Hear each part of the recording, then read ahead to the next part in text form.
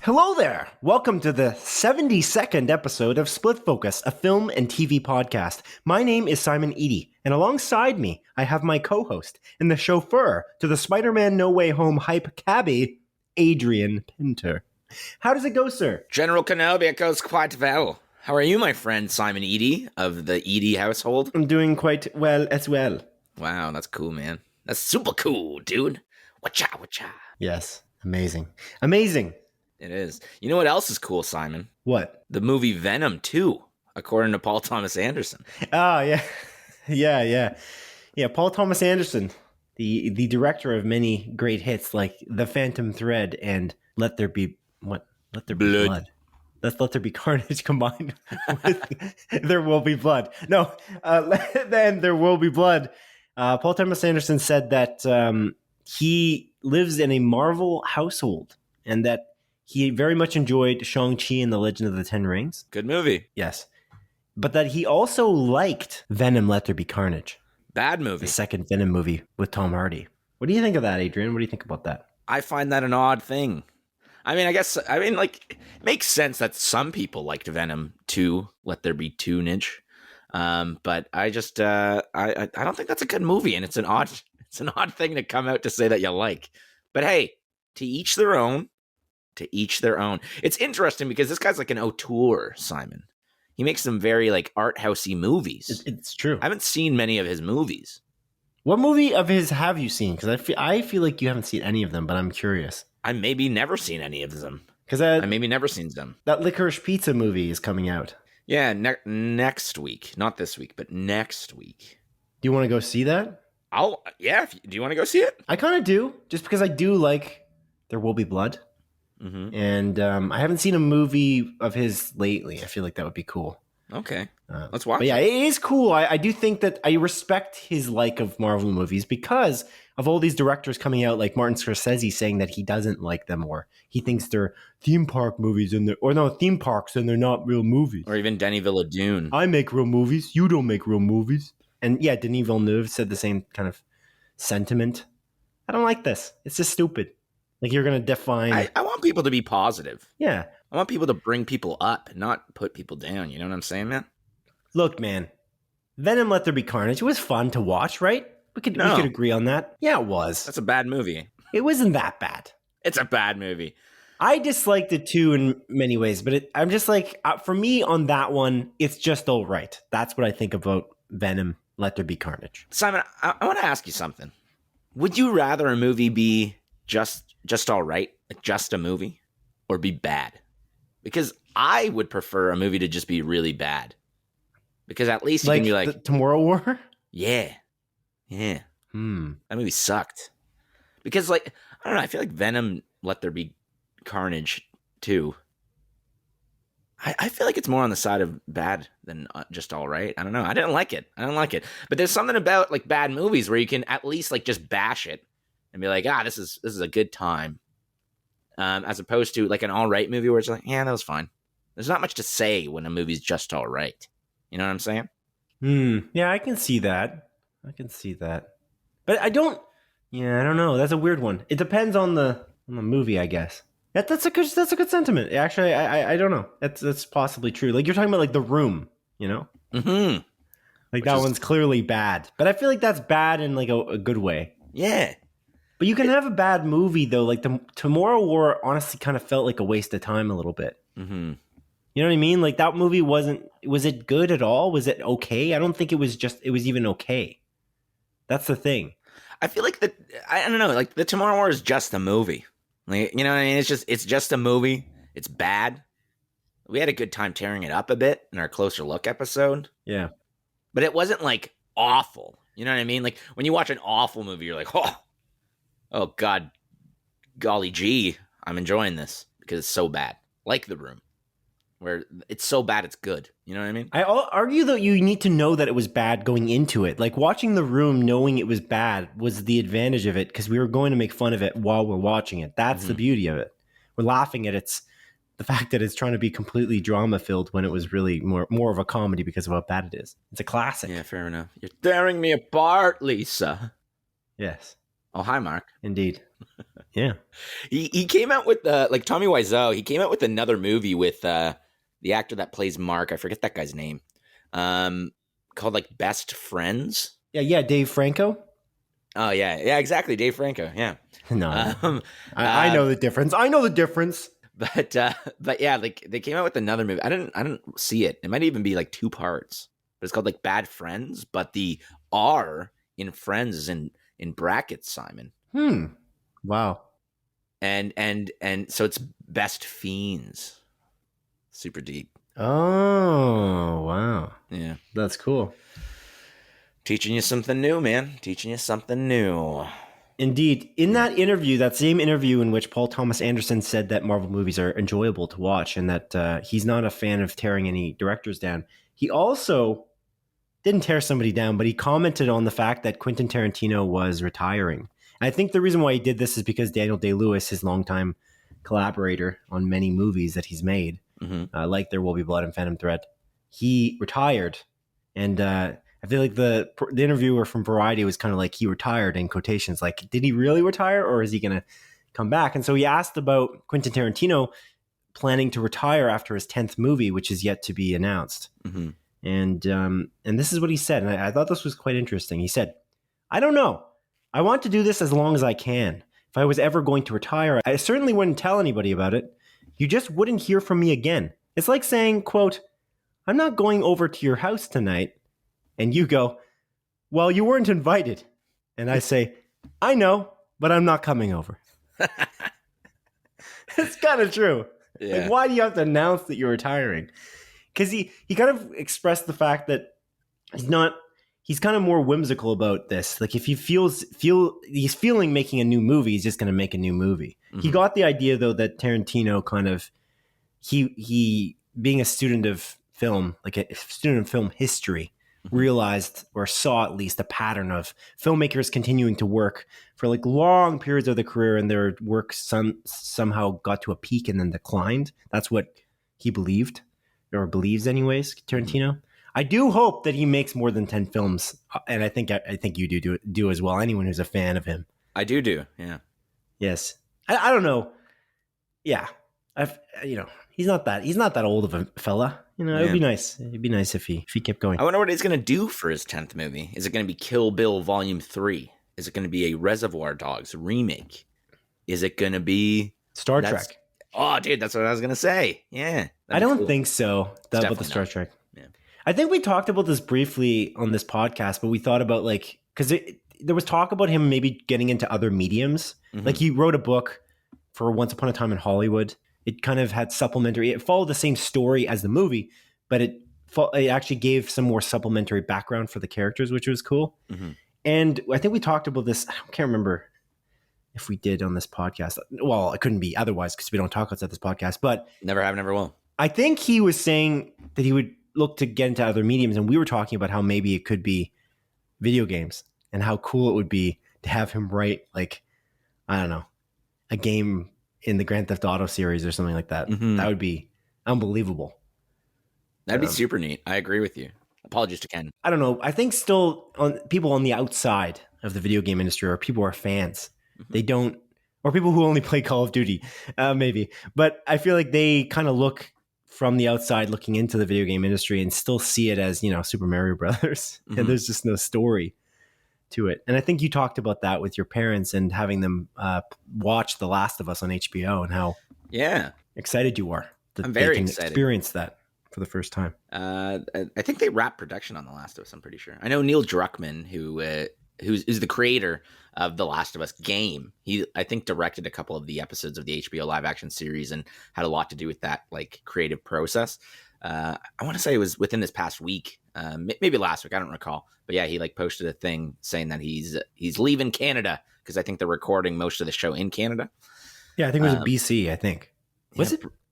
That seems BC? right. British Columbia? I want to say Vancouver, but I feel like... Yeah, a lot of things are filmed there, but I feel like that would be, I don't know why I'm thinking it was an assumption. For some reason, I'm thinking it was Alberta. I don't know why. It might be. They got low taxes. It's probably there. BC. It's usually the Vancouver area. That's usually where.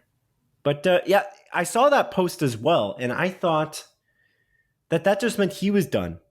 It might be. Because I didn't see any article about that from Variety or Deadline. Maybe I missed it, but I didn't see that they were actually done shooting. I just saw that he was done in that tweet. And I was like, oh, they must be done shooting. But then I never saw anything as a follow-up from HBO or Variety or Deadline, who would have been like kind of all over that. So I kind of figured that he's just done his role for that project because he's maybe going to get to work on his next project. I mean, he's a busy guy. He's the director of the studio, basically, isn't he? Yeah, he is. Naughty Dog. Sorry, we're not really being very clear. Naughty Dog Studio, the game developer, if you're not aware, audience, of who Neil Druckmann is. But he is pretty prolific fella. Mm-hmm. Okay, Adrian, we actually got a write-in this week. We did indeed. Yes, and it's to clarify something we talked about last week and the week before. Okay. So basically, let's reach into that mailbag for a moment here, shall we? We ask our listeners to write into us with comments, questions, and corrections by way of Twitter or by email to splitfocuspodcast@gmail.com. .com. I don't know why I said it like that. .com. And .com. No. And if it was, there'd be an E on the end and an O in the middle. Okay. Because we're PG-13 like Venom, Let There Be Carnage on this show. Okay. Yeah. Fair point. Yeah. Okay. One of the problems with Venom, Let There Be Carnage. Anyway, and longtime listener, longtime writer-inner, Kenneth Stadelbauer wrote into us, and he said, "Dear Hype Crow and Dr. Edie, which one am I? Which one am I out of those two? You think I'm Hype Crow or Dr. Edie?" Well, my last name is Edie, so I feel like I would have to be Dr. Edie. Do you listen to this show, Adrian? Because I feel like there's two references here, and Kenneth's clearly... I'm going to guess that I'm Dr. Edie, honestly. I think you're Hype Crow. But anyways, continue. Oh, God. All right. Anyways, he continued, more about Rust.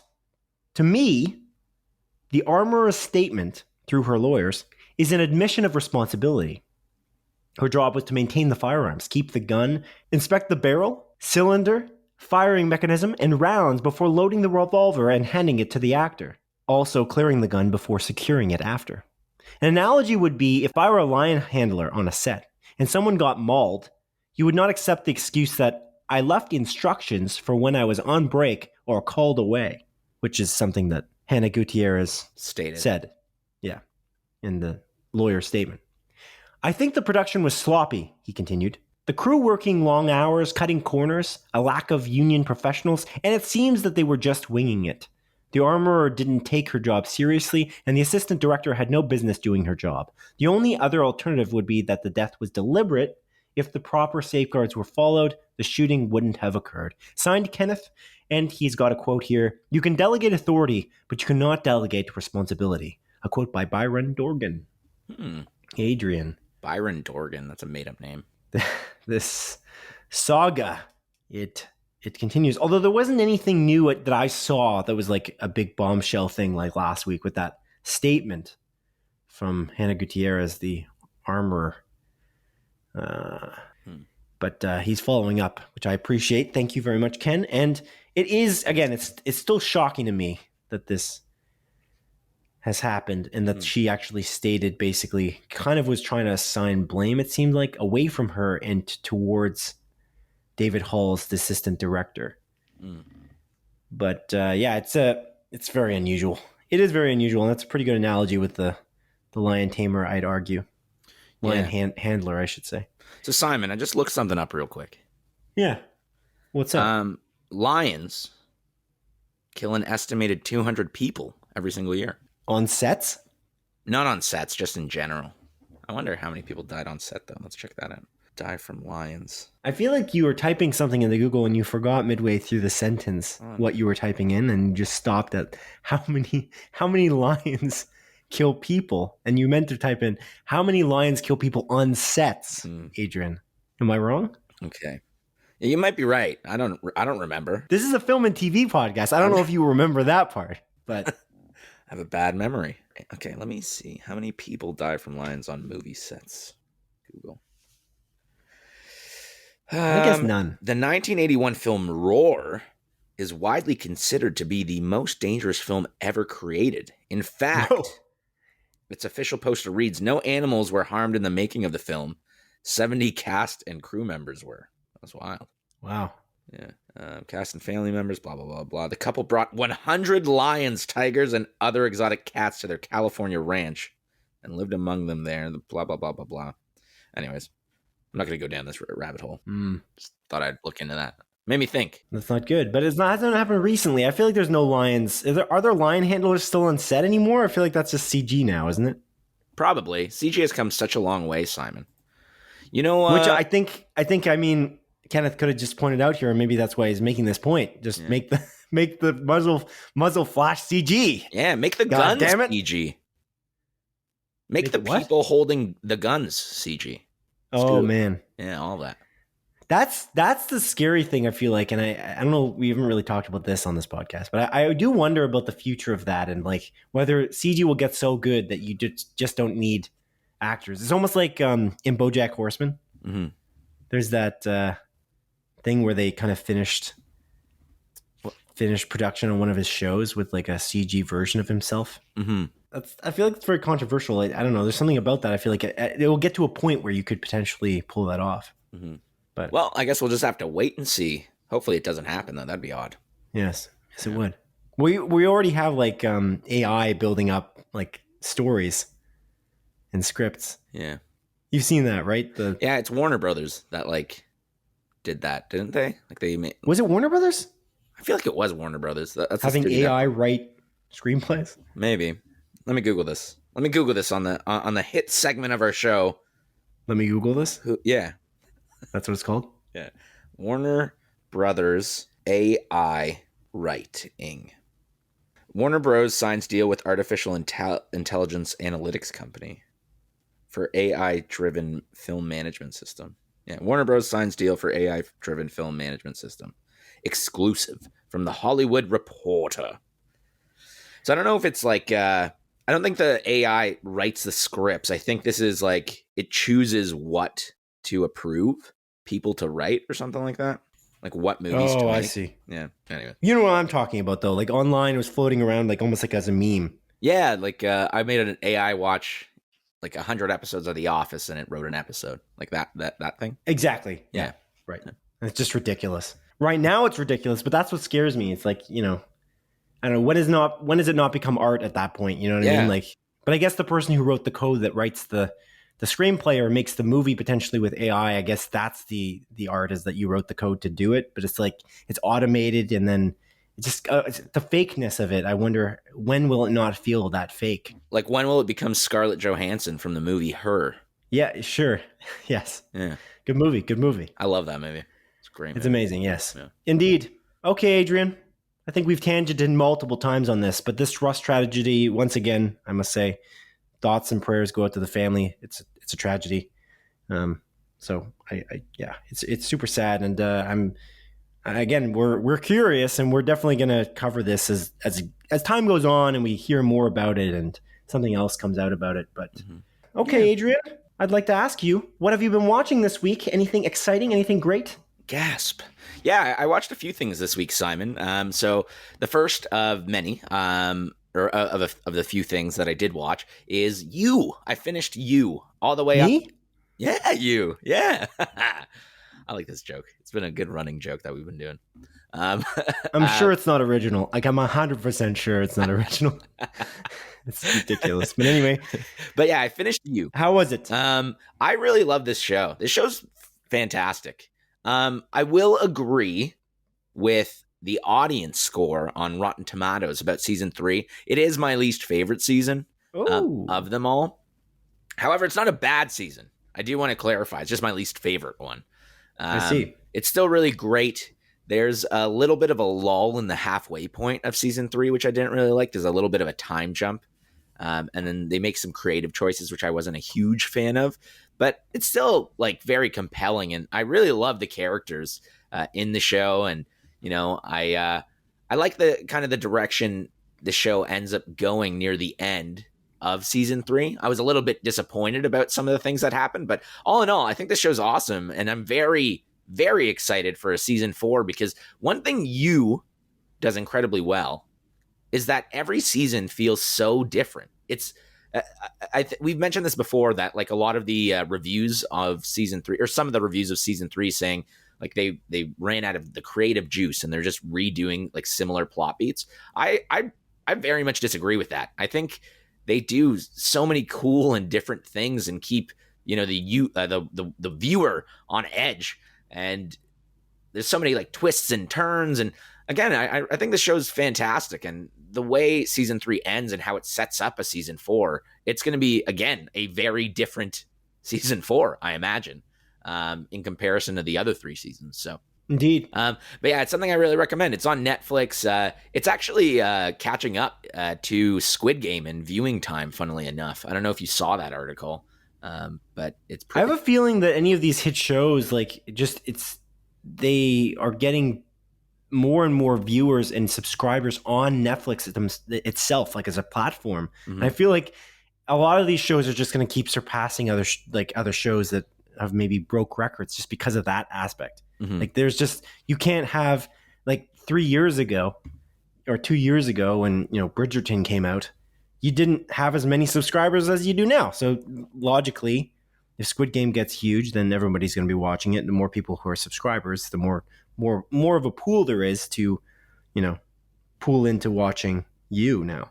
Me? But no, the TV series You with Penn Badgley.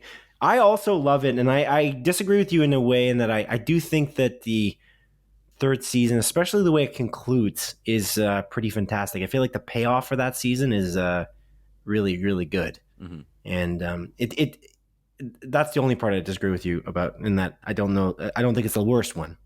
I almost say it would be the best one, but regardless, I think that the whole show as a whole, as you just said, it does not tread the same water. It does something different every time, and that's certainly exciting and almost frustrating at times, because you're just following these asshole characters. They're just they're dicks, but they're like, the show's trying to make you like them. So it's like there's like almost like a moral conflict in your brain.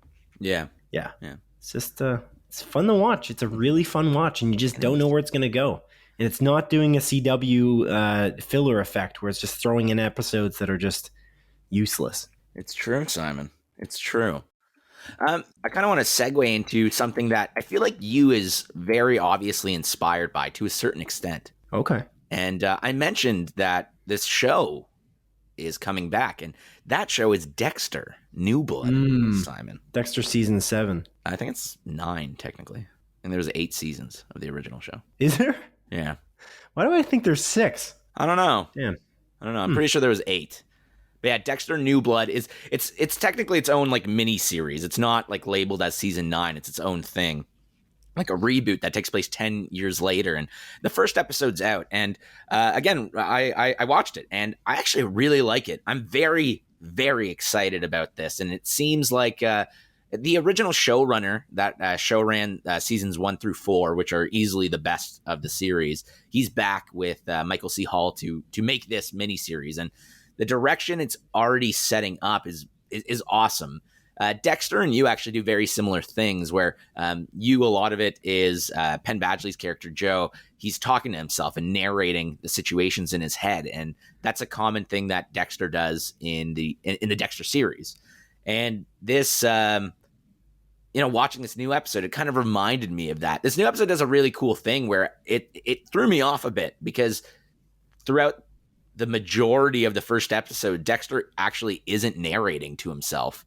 He always calls his narration the dark passenger, and it's not there for most of the first episode until like closer to the end. And when that sort of part happens, I was like, oh my God, I forgot how much I love this show and how much I missed it. And despite it having one of the most atrocious season 8 finales of all time, series finales, which technically isn't a series finale anymore, I'm very excited to see where this goes, and I'm going to continue watching it week to week. I re-upped my Crave subscription actually to be able to watch it.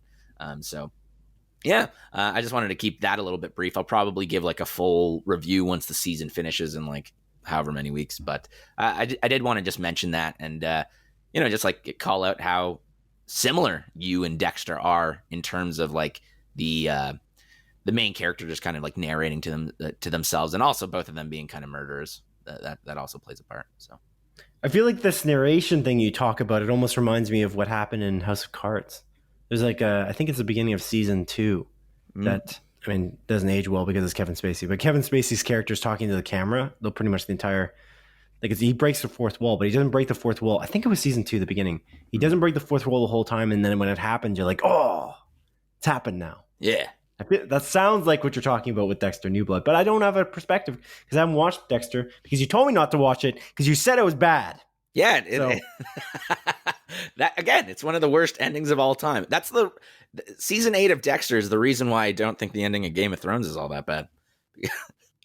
It's all relative. That's just a weird concept. Yeah. So wait, so if something really bad comes along again, like as a movie, you won't think Rise of Skywalker is a bad movie? That's a very strange thing to say, what you just said. No. It makes sense. It's just, people were like, Game of Thrones, it's the worst ending ever. And I'm like, you obviously didn't watch Dexter season 8 because that was the worst. But it's not about that, though. On its own, is Game of Thrones season 8 a bad ending? No, I still kind of liked it. But a lot of people don't. Yeah, I know. Yeah.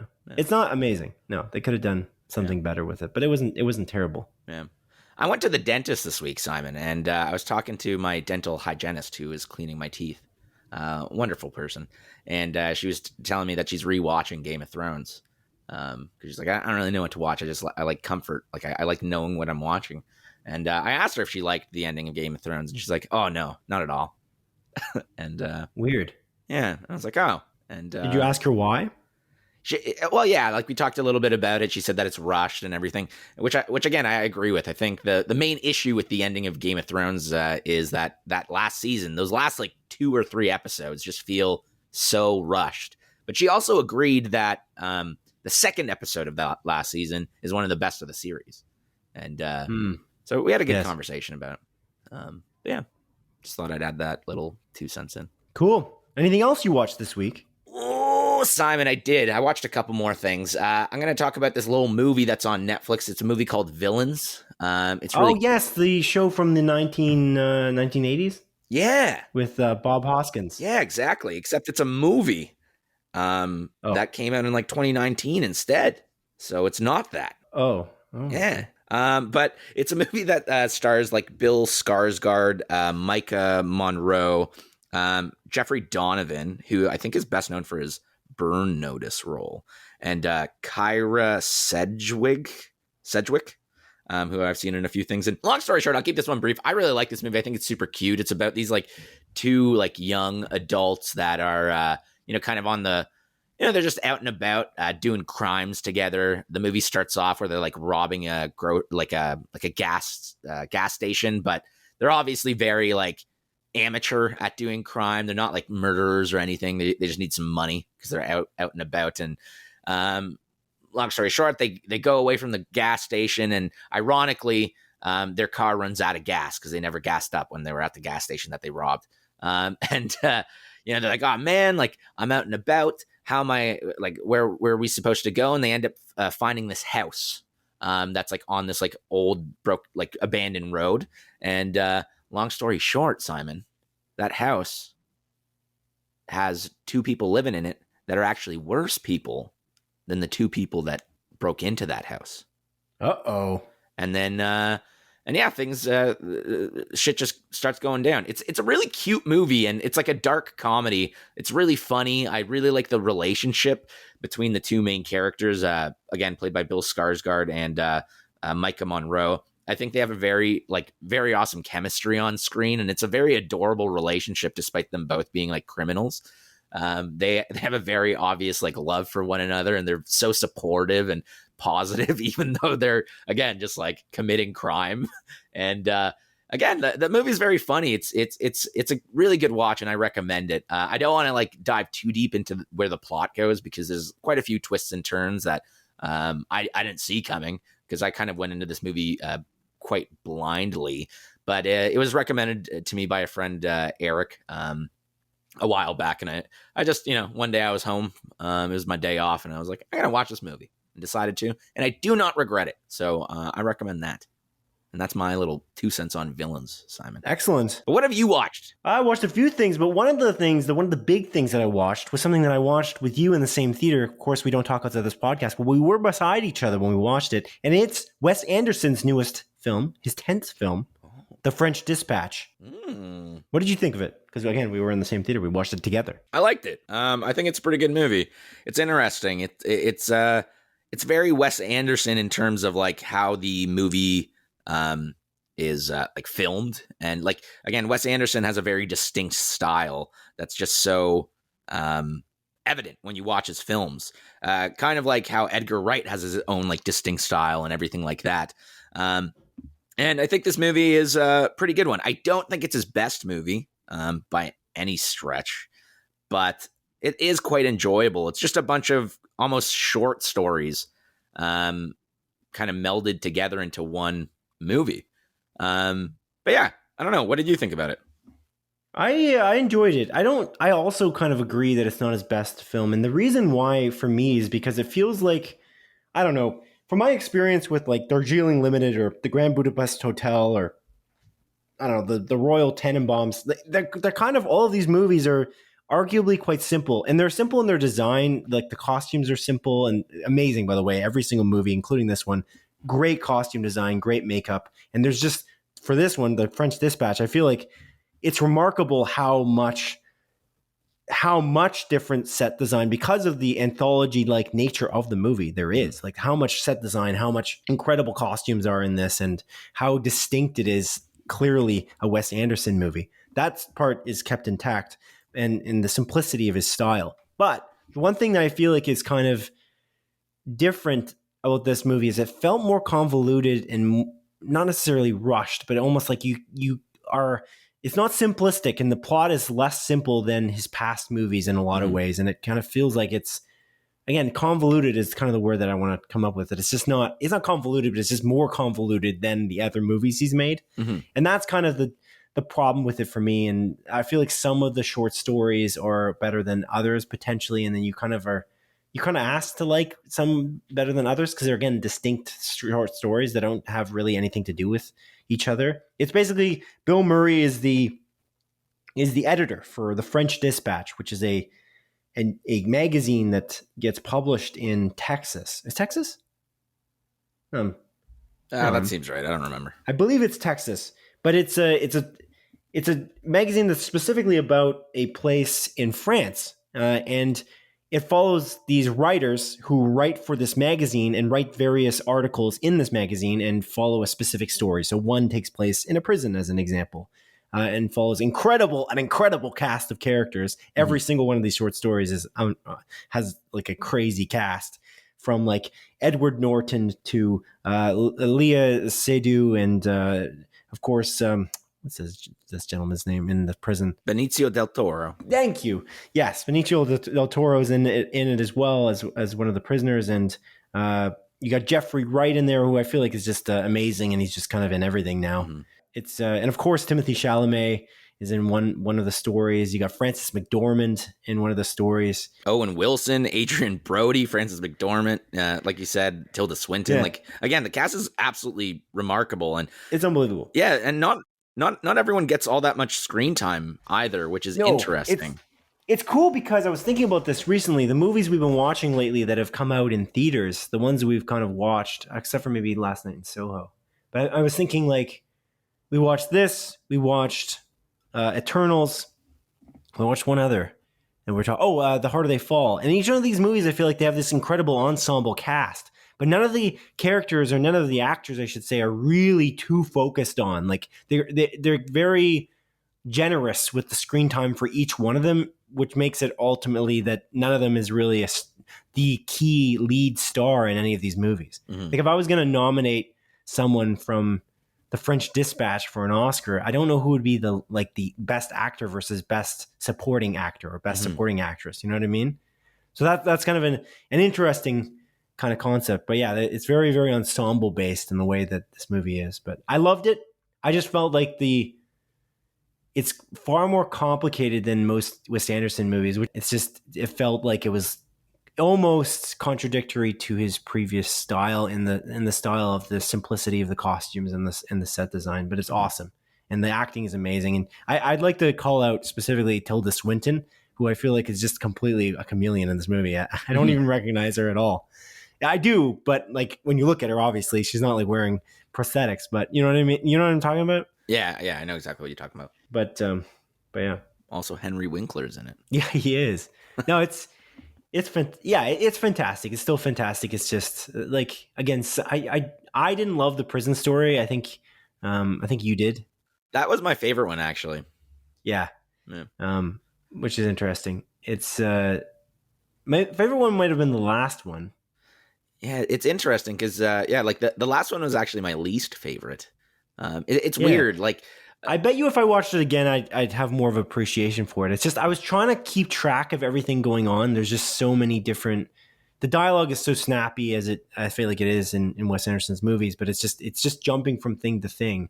If you don't catch up by the end of a story, you kind of you're not gonna get there. And but yeah, I feel like there's almost like long payoff jokes in all of his movies, and this one especially. Like they're like yeah. It's neat. It's very quirky, as any Wes Anderson movie is, and again, kudos to the overall set design, costume design, the overall like makeup, hair, the hairography for Timothée Chalamet. You know, it's hairography. That's a good one. Yes. Did you make that up? I didn't actually make that up. So I brought that up when we talked about Dune. I got that actually. I used to watch a lot of So You Think You Can Dance.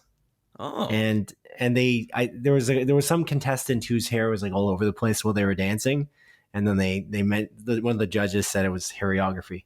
That's a good one. And I wonder if maybe they got it from somewhere else, but that's where I got it from. So broken telephoning that. But yeah, I've never watched So You Think You Can Dance, but I did watch American Idol quite a bit in terms of like my live reality like shows, contest shows, as well as Survivor. You know, I never really watched Survivor. I don't think I've seen a single episode of Survivor, despite its popularity. Anyway, Adrian, yeah, your verdict on The French Dispatch? I'm assuming you loved it. It's really great. Yeah, I really did love it. I think it's fantastic and definitely worth watching. Yeah, I agree.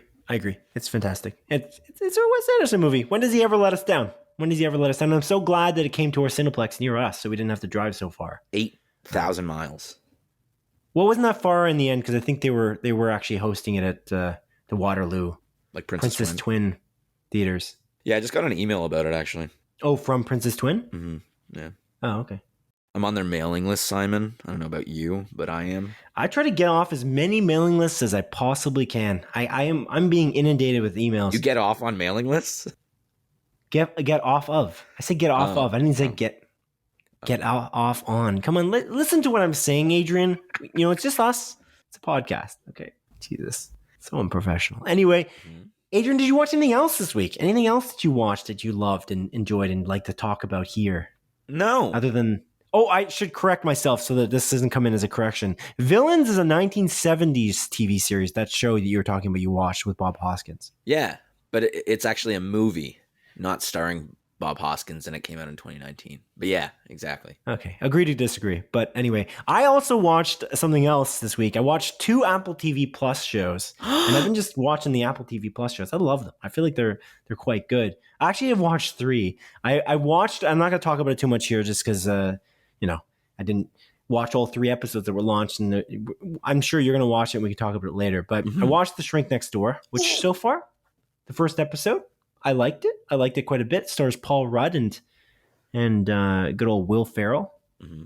Did you watch that? Sorry, I think you said you were going to. I was going to. I just didn't have time. I didn't find the time, Simon, because I worked. It's basically about a guy who goes to who's like kind of like a pushover, and he's just a really nice guy, played by Will Ferrell, and he goes to a psychiatrist played by Paul Rudd, who appears to be a good psychiatrist at the beginning of the show, and he tells him, not to let people take advantage of you in terms of telling Will Ferrell that. Mm-hmm. But I think the question remains: is Paul Rudd's character going to take advantage of Will Ferrell's character?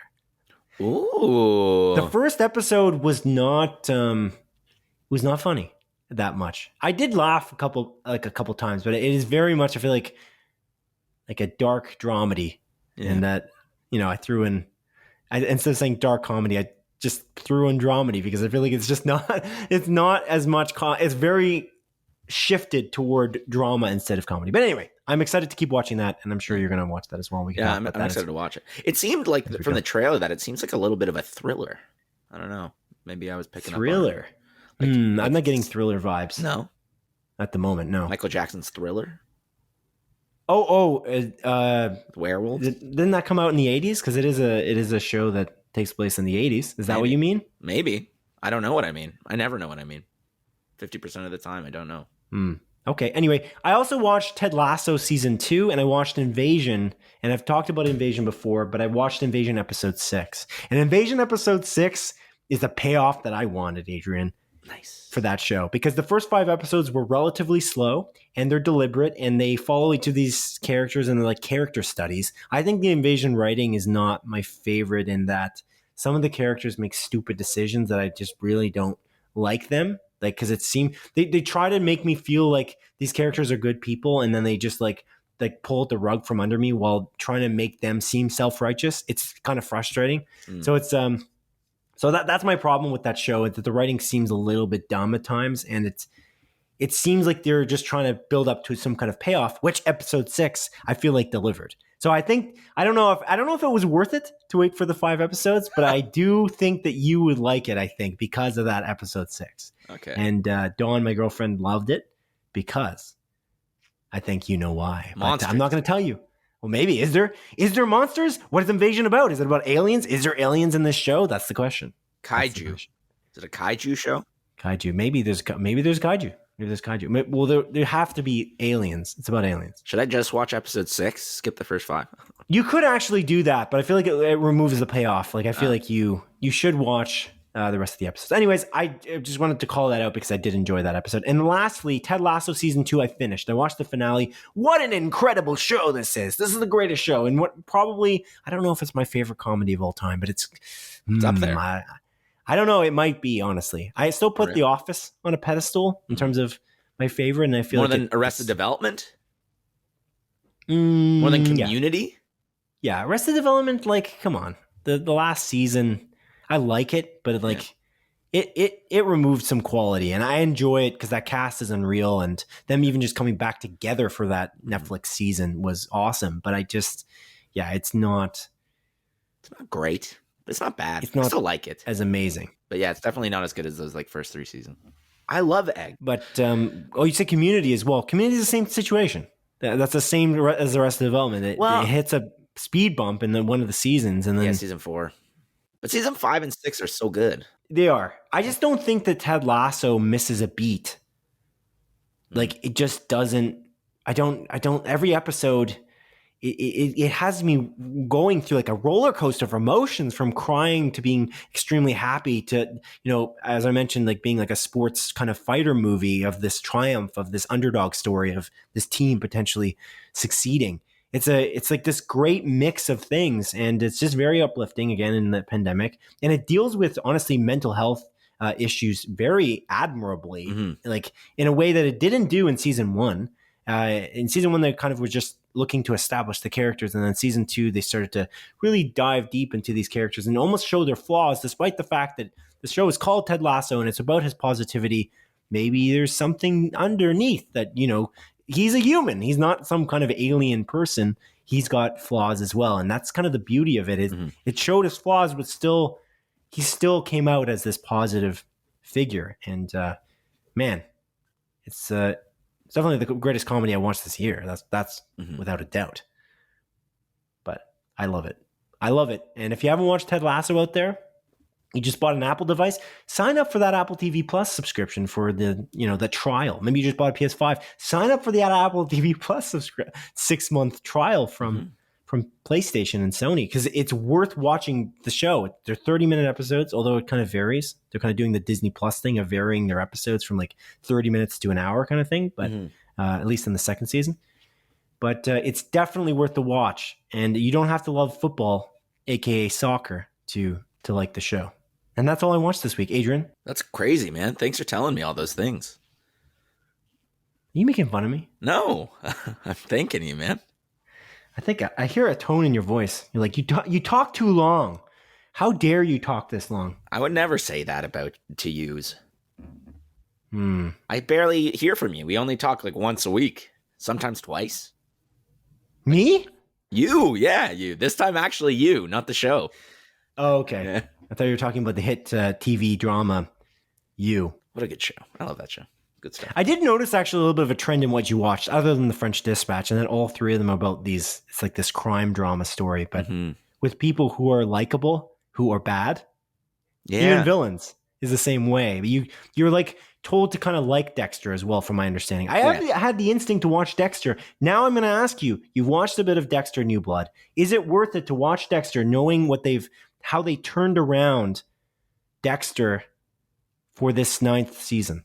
Yeah, I think so, honestly, because I feel like they acknowledge all the ridiculous stuff that happened in that final season within the first episode. I feel like they're like, all right, let's get all that shit out of the way so we can set something amazing up going forward. Does it allow you to suspend disbelief of the actions that were taken or the writing that was written for season 8, though? I think so, just because there's so much time in between. It's like 10 years later. So you can kind of be like, yeah, okay, whatever. You know what I mean? Okay. Yeah, that's fair. Yeah. All right. Yeah. I would recommend it. It's tempting. I do love You, and I did see that. I did hear the similarities. The TV series You, Adrian. This is getting tiresome. But yeah, I did like that TV series on Netflix called You. Yeah. And I did see the similarities because I think I saw one episode of the season of Dexter with John Lithgow. Oh yeah, that's season 4. That's the best season. So good. Yeah. Yeah. My dad used to watch Dexter, so it was on at one point. And I caught a glimpse.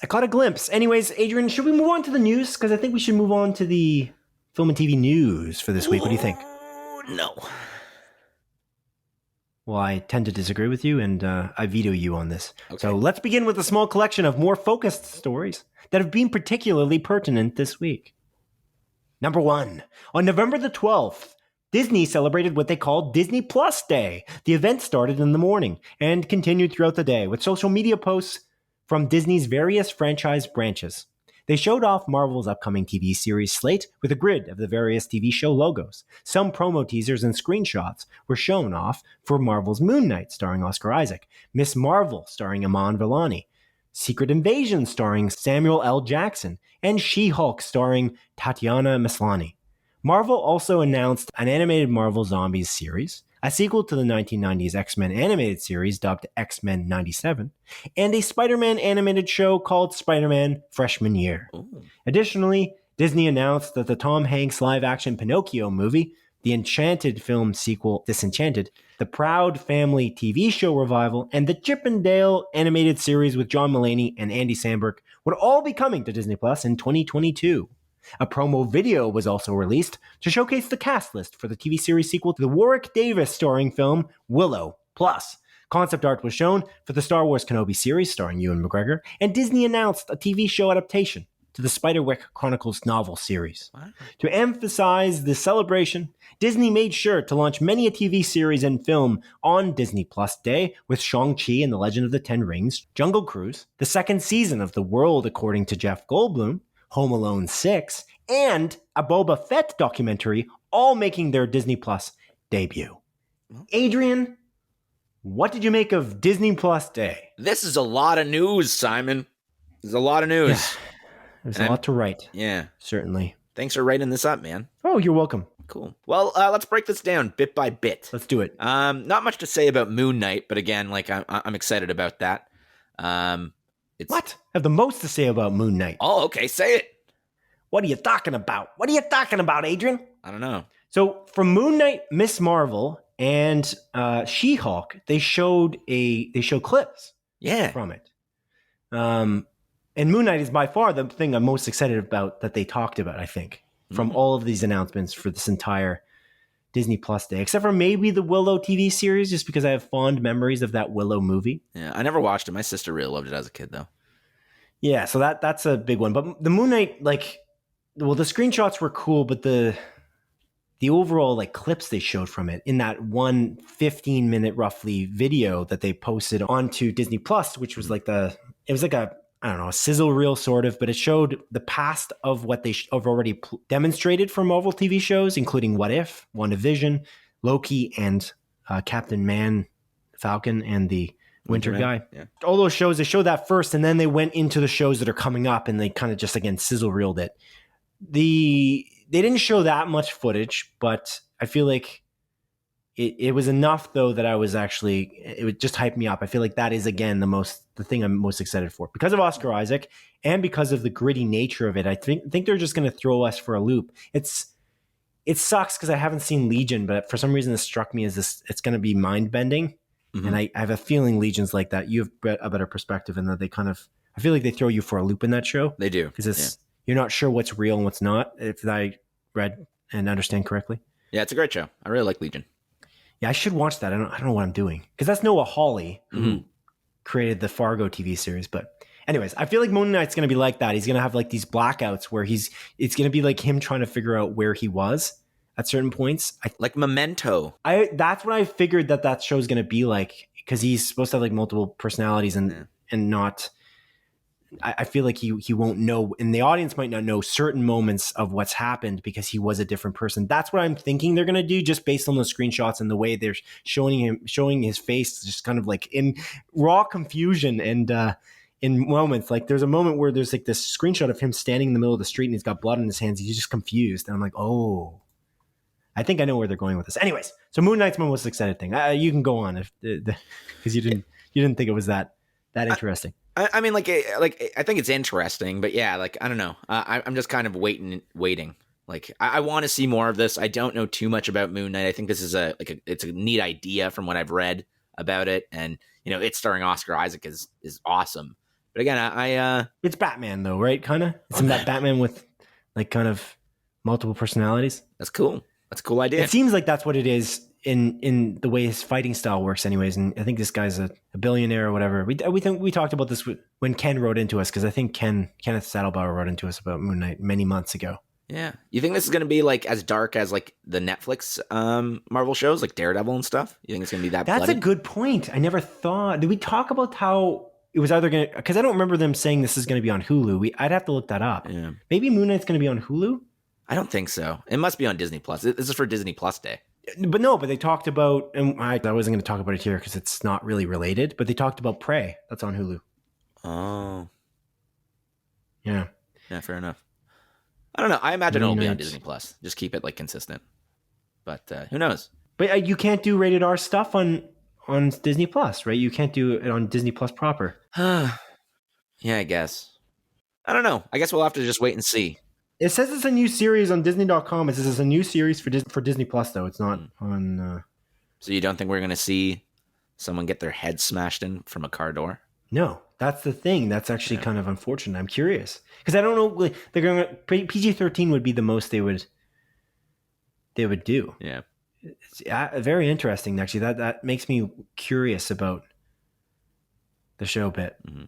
And whether it's going to be good because they're going to be limited maybe a little bit, because it seemed like it could be relatively dark. Because that's the beauty of those Netflix series, I think, is that they didn't always do that, but they could be relatively dark and dive into darker topics for that Daredevil series because of the fact that it was on Netflix. Well, even like Jessica Jones, right? Like Jessica Jones deals with like rape and everything like that. Yeah, that first season's incredible. It's phenomenal. Yeah, I love that. But okay, yeah, let's move on. That's the first thing. But else, what else were you thinking you were enjoying? The Miss Marvel thing seemed really cute. Like it seems like adorable, and I'm very excited to kind of see what they do with this, because I feel like this is the first like Marvel property that's really just starring a kid, like an actual like child. I mean, you can make the argument for like Spiderman. He's a high school kid and stuff like that, but this just seems a little bit more juvenile in a good way. And I'm very curious to see where it goes. I think the little like Captain Marvel or Miss Marvel like costume she has on in those like promo pictures is absolutely adorable. And I don't know, I'm very curious about this one. This one seems like it could be very like fun and like uplifting and yeah, I don't know. What do you think about the Miss Marvel stuff? I'm far more excited for Miss Marvel simply because, and sorry to Kenneth Saddlebauer for talking about video games, but because I played the Square Enix Square Enix video game, The Avengers. Mm-hmm. And I think that the story in that is actually quite good, and it's well done and well written. And it follows really, especially in its first chapter, which is the chunk of the story, the main chunk of the story of that game, it follows Miss Marvel as the main character. And it follows this fan who's just such a huge fan of the Avengers and a huge fan of Captain Marvel. And I think that brings some charm to the game that I didn't expect. Mm-hmm. That it's interesting because you're playing as a fan, arguably, because you're playing a video game about the Avengers, mm-hmm. and you're playing someone who is a fan, like the character you're playing as a fan. And I really appreciated that. So I have a different perspective on this, and that I'm excited for what they could do in the live action verse for the MCU. So. Did they show off any of her powers? I know they do obviously in the Avengers game, but like in the sizzle reel, I didn't see anything. No, I don't think so. And I think they're going to keep that a secret. I think that, I don't know, like she's an Inhuman. And that concept, that's a pretty big event that happens to the Marvel Cinematic Universe. So I'm kind of curious how they're going to handle that, because that's kind of earth shattering. Like it changes a lot of what the Marvel Cinematic Universe is. I wonder if they're going to do that kind of Inhuman event maybe in a movie first before they do it in the show. I don't know. There's no talk of that yet that I've seen. So if they introduce them to the show, I wonder how it's going to leach into the movies. Yeah. I'm also curious because like Miss Marvel, like she has like stretchy abilities, right? Like that's kind of what her thing is, right? Like almost like a Mr. Fantastic from Fantastic Four. Right. So like we know that Fantastic Four is coming. Are we going to have, like, is she still going to have those stretchy abilities, you think, in this TV series? Yeah, I think they'll make it distinct. They'll change up like what they each can do, I think, to the point where they don't do the exact same thing, although they might be similar. Mm-hmm. And then if they end up being in the same room at the same time, I argue in a Marvel way, they'll make a joke about it. Mm-hmm. Like they kind of do in Suicide Squad with John Cena and Idris Elba's characters. Mm-hmm. Like they're the same guy, basically. Yeah. And they make that joke in the beginning of the movie. But So yeah, it's exciting though. I am curious about this. I'm just curious also, we've talked about this in the past, of like how confusing it's going to get. Like not everyone's going to watch Disney Plus TV series that's watching the movies maybe. And how are you tying that into each other is my question. And how are you doing that in a way that explains some things to fans that may not be watching both? Mm-hmm. Because they haven't really dealt with that just yet. And as we get into Spider-Man No Way Home, and especially Doctor Strange in the Multiverse of Madness, that's where we're going to see this maybe crossover. I don't know. Because especially with Loki as an example, and Wanda Maximoff. Yeah. So we'll see. But yeah, anything else about that show or? No, nothing more about Ms. Marvel. I'm quite excited for it. I think it's going to be a really cute one, and it feels like quite different from everything else that's kind of like coming up through like the MCU stuff. So I'm very curious about it. The Secret Invasion like poster thing has me intrigued. We don't know too much about that, but I'm very excited. Sign me up for anything Samuel L. Jackson's in though. So anything. I'm good with that. Yeah. Did you watch? I haven't watched everything he's made. Is that what you're about to test me on? No, I haven't seen everything he's made. But in the future, I can't go back retroactively and watch everything. I don't have the time. But so from here on out, you're going to watch everything that Samuel L. Jackson makes? Not everything, but if he's in it, I'll be interested in it. Okay. There's a lot of things out there, Adrian. He makes like 5 movies a year or something like that. I don't know. Maybe. I don't know either. And this is a TV series. I'll definitely watch Secret Invasion, though. It's one of my, 100%. I think, more anticipated options. It seems like a ways out. That's also why I'm interested in Moon Knight, because if you look at the grid, Moon Knight's isn't it the first spot on the grid? I think. That's why I'm also really hyped about it, because it seems like it's the first show to come out. Mm-hmm. It may not be. I don't know. The schedule keeps getting shuffled about anyway. Yeah. It definitely is coming next year. That much I do know. And Ms. Marvel is for sure next year as well. Isn't She-Hulk for sure next year too? I think that's why they show those 3 shows, because those are the shows coming out next year. Yeah, I'm interested. The She-Hulk little teaser is cool as well. Like, it's going to be awesome to see Mark Ruffalo in it. But yeah, I'm very curious. Like, because in Endgame, he's Smart Hulk. But obviously in this teaser, he's Mark Ruffalo as well as Smart Hulk. Smart Hulk. Yeah, he's both. So I don't know. Like, I'm curious how they're going to kind of explain that. Like, why he looks like he's from the 80s, though. Are they wearing like 80s garb and he's got like big sideburns?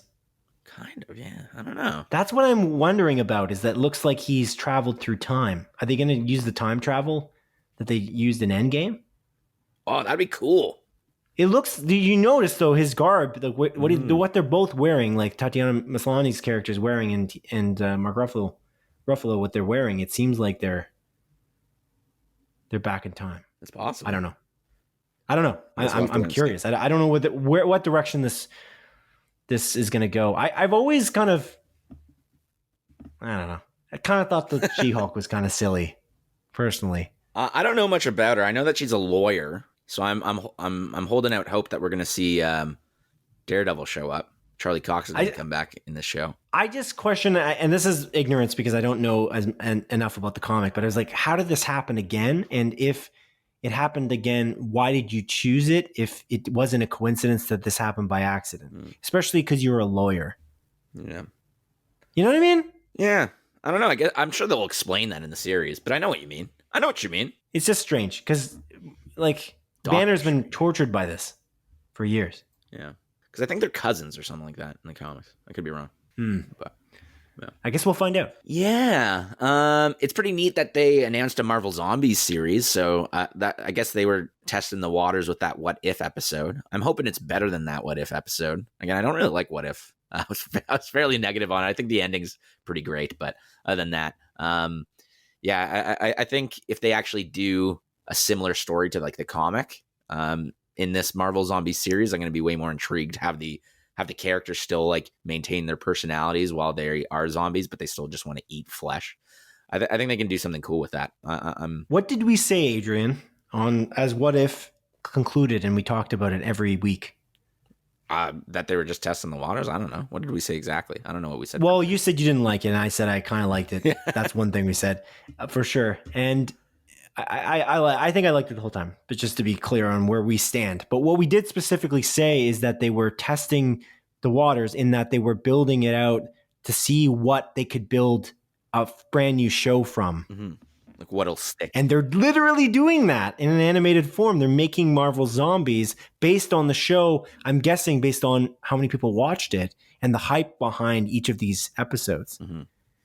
I'm guessing it must have had something to do with it. Oh, 100%. But there might have been creators that maybe thought like, actually, this is something that I really want to dive into. And they might have just pitched it to Kevin Feige or someone at Marvel. And then they're like, yeah, go ahead. That sounds like a great plan. Mm-hmm. But I do think that they kind of were testing the waters with a lot of these mostly episodic episodes of What If to really find out what they can make maybe a live action adaptation for, or potentially like a spin-off animated show. Like you kind of have options, and they're doing that, which is neat. Yeah. So it's going to be cool. Again, they announced an X-Men 97 animated series, which is, I guess a sequel to the 1990s X-Men animated series. I never watched it. This doesn't really do anything for me, but it's cool that they're doing this. Do you have any interest in this one? I watched it a little bit as a kid, but I can't remember it. It is neat that they're doing this. I'm very curious, but I'm also very curious about the X-Men in the Marvel Cinematic Universe. We still haven't heard a peep about that. So. Yeah, that's true. Like it's a live action kind of idea. Yeah. I'm curious about that. And I guess I think the last Marvel thing they announced was the Spider-Man animated show, Spider-Man Freshman Year, which seems like a cool idea. This is meant to be within the MCU, correct? Technically? Or is this its own thing? I have no idea. Yeah, me neither. Is it? I couldn't figure that out. And also, like, Tom Holland's not coming back for this, as far as I'm aware. There was an article I was reading. It was the IGN article, I think, that they were talking about maybe, I don't know. They were saying maybe they were just saying there's no talk of whether it's Tom Holland. But my assumption is no. Heck no. Because they didn't get him back for What If. They got some guy that sounded very close to Tom Holland, but it wasn't Tom Holland.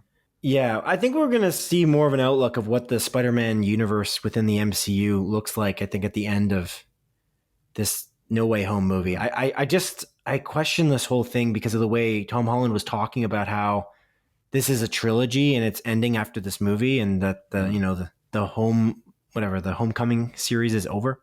Mm-hmm. And like they'd have to come up with another whole plot to really bring it together. And I was actually talking to my housemate, and he'd watched the Venom Let There Be Carnage movie, and he assumed that Venom would be in Spider-Man. Oh, I hope not.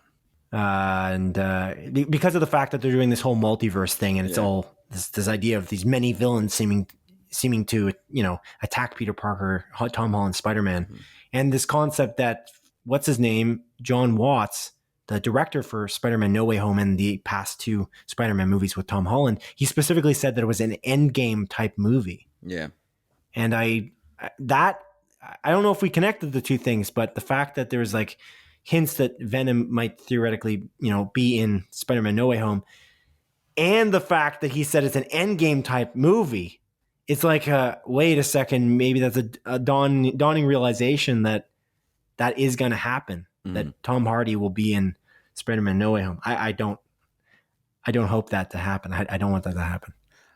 What's the opposite of hoping? I hope it doesn't happen. Yeah, that seems right. What do you mean? That seems right. I just said it weird. Is it because I said I used weird grammar and you're in like a very strange way to say that in the English language, and you're like, dude, that sounds stupid. Yeah, you're stupid. No, I'm just kidding. You're not stupid. You're smart. That's what I just said you said about me. Yeah. And then you said it again? Well, I kick a guy while he's down, why don't you? Yeah, I will. Damn, Steel-toed shoes. I don't think this is necessarily in the MCU. That was my instinct automatically, but I didn't read enough about this. So according to CBR.com, which you referenced last week, I think, Spider-Man Freshman Year is an animated prequel series that will take place in the Marvel Cinematic Universe. And it suggests that it will take place before Spider-Man's debut in Captain America Civil War. Oh, wow. Yeah. Okay. Sounds good. So I guess we'll see. But yeah, no word on Tom Holland coming back for that role. Okay. So I guess we'll see. Man, there's a lot to unpack in this. We're just kind of going through it. There was also the Agatha House of Harkness thing. We talked a bit about that. They just kind of talked about that. There's also some Echo Marvel series that they announced too, but whatever. They didn't announce it. That was already announced. Oh, was it? Oh, okay. Yeah, it's about an indigenous superhero. That's cool. That's cool. I think she's called Echo. Yeah. But I can't remember what it is that she's got it's like echolocation powers. Really? I would have never guessed. Yeah, I know. Crazy. Yeah. Absolutely insane. Yeah. What that was announced a while ago though. I think we talked about that on our show. Yeah, I think so.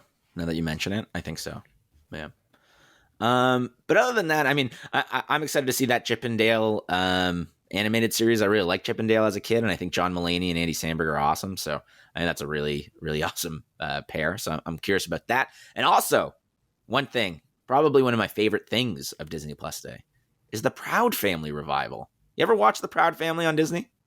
I did. Yeah, I did quite a bit. Again, this was announced before. Yeah, I know, but they released the trailer, Simon. They released the trailer. I watched a lot of Family Channel as a kid. Yeah, a lot, like all the animated shows, all of the live action stuff, like Even Stevens and Smart Guy and those. And I did watch a lot of the Proud Family. Yeah, I love the Proud Family. It kind of brought back memories of it because it's like I hadn't thought about it for so long, and then watching that trailer kind of brought back the nostalgia factor. Yeah, it really did. And it's interesting because I feel like they're keeping the art style fairly similar, but it's also like updated to look like higher quality at the same time. So I don't know. I was watching that trailer and it's like, this looks how I remember the Proud Family looking like. You know what I mean?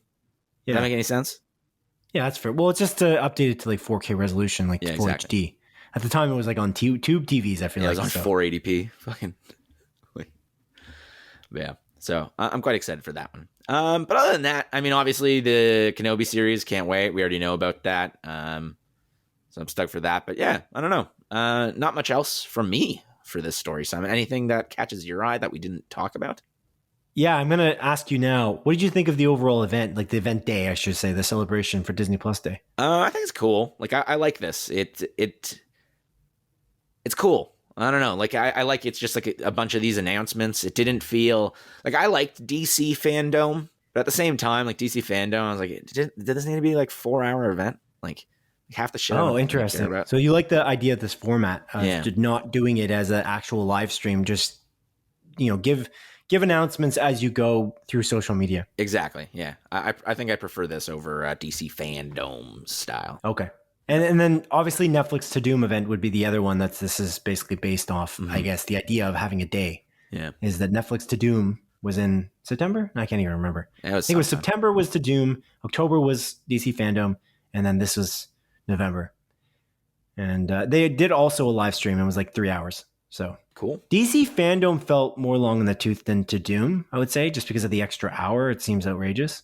But ultimately, I think this was not good. Oh, really? Yes. And the reason why is that it's a thing that I feel like I question what's the point of this? Because none of these announcements were not already made, and they barely showed any footage of Kenobi, which they've already filmed. So what the heck? Where is this show? Where is it? Why even do an event? You didn't show any Star Wars. Yeah, that's it's, true. it's very unusual. You barely showed any Moon Knight, Miss Marvel, and like really, there's no Marvel Zombies. There's no X-Men 97. You just showed a screenshot. There's no Pinocchio, which is coming out in 2022. There's no Chip and Dale other than John Mulaney and Andy Samberg hyping it in a Zoom video. I just feel like compared to those other two events, like if I'm just going to compare it to the To Doom event, which had a ton of trailers, a ton of various, like they actually had a ton of various stars running that event. And DC fandom even is the same way. And DC fandom almost underwhelmed in a way too. But there's nothing in this entire day of celebration for Disney Plus Day that was even close to the Batman trailer. Ah, yeah. Not even close. Yeah, fair point. But why is that? And is the question I'm trying to ask here. Why is there nothing from any of these movies? It's a little weird, or TV series. You have not a single trailer for any of these. It's to me shocking. If you're going to run a Disney Plus Day and hype it up, I think you should have at least one trailer. I'm trying to think. Well, you had Proud Family, but that's kind of, I mean, you're treading old water. There's nothing from any of the Marvel shows or Star Wars shows. So I'm not a big fan of this because it kind of felt like a waste of time. But wait until you have something. Then do it. Yeah, there's only like a handful of maybe 5 items on here that are not something we already knew about. Marvel Zombies we didn't know. X-Men 97 we didn't know. What else? Spiderman Chronicles, which I actually read as a kid, and I'm excited for it, but you only showed concept art. So cool, but is that it? Is that the only things? I think you mentioned it, yeah. I guess so. Oh, it's Spider-Man freshman year. Oh, yeah, Spider-Man freshman year. Sorry. The 5? That's a 5, I guess. But anyways, yeah. So that's my 2 cents. The good thing is they didn't do a 3-hour event. Thank God. Because if they did and they only showed this stuff, it would have been pretty disappointing. I love Disney's stuff. Their properties are fantastic. And so I get why there'd be a lot of hype around this. And I think a lot of people didn't even know Disney Plus Day existed until day of, right? So they didn't know about it anyway. But for us, having known about it and hyped it up and been excited for it, it's weird to even announce it beforehand by like a month. Like, I think this was announced when like Netflix To Doom was coming out. And it was like, oh, their response to Netflix To Doom is the Disney Plus Day. That's exciting. And then they didn't do any trailers. It's like that. Did you? I don't remember what you said. Did you watch the 15-minute video for the Marvel shows? No. I just watched like the little snippets because they were all like cut up, like the teasers for She-Hulk and all of that stuff were cut up. Oh, you just watched them separately. Yeah. Cool. Yeah. And then there's a question about like even you don't have anything for Mandalorian, I guess. So there's nothing for Mandalorian season 3, so that's gone. You don't have anything for the Boba Fett series because you just showed it, but like, why didn't you just show it a week later? Because didn't they just show it like a week ago? Like, but why not just hype it up before? I don't know.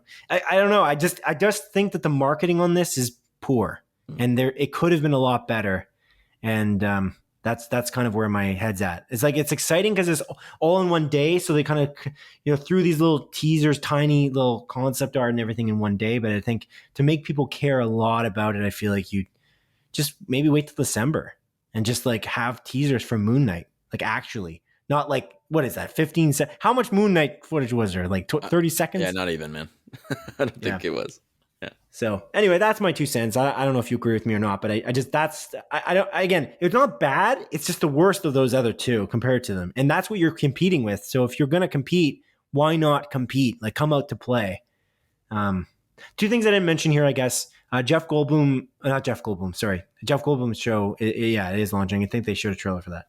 But they had Chris Hemsworth have a trailer for his National Geographic show, and Will Smith also has a National Geographic show. They showed that as well. I didn't put that into the write-up, but they did have trailers for that. But again, the hype stuff, the stuff that everyone's looking forward to is the Marvel stuff and the Star Wars stuff. and there was 0 Star Wars trailers? 0? Nothing. Yeah. What about Ahsoka? What about Diego Luna's one? Good point. Yeah, the Rogue One spinoff. Yeah. Where is that? Like I think that's done. Production. Might be. Yeah. It's interesting. It's weird because I feel like Matt Reeves wasn't even close to done filming the Batman, and he put something pretty crazy together for the DC fandom the first year. Like not last year, like they were done. Not this year, I should say. Yeah. This last DC fandom, he created a trailer that was like legitimate out of footage. But I think he's like, I have some stuff to put together, and he created that first trailer out of like scraps. I'm pretty sure. Because he wasn't done he was not done filming for sure. Oh no, definitely not back then.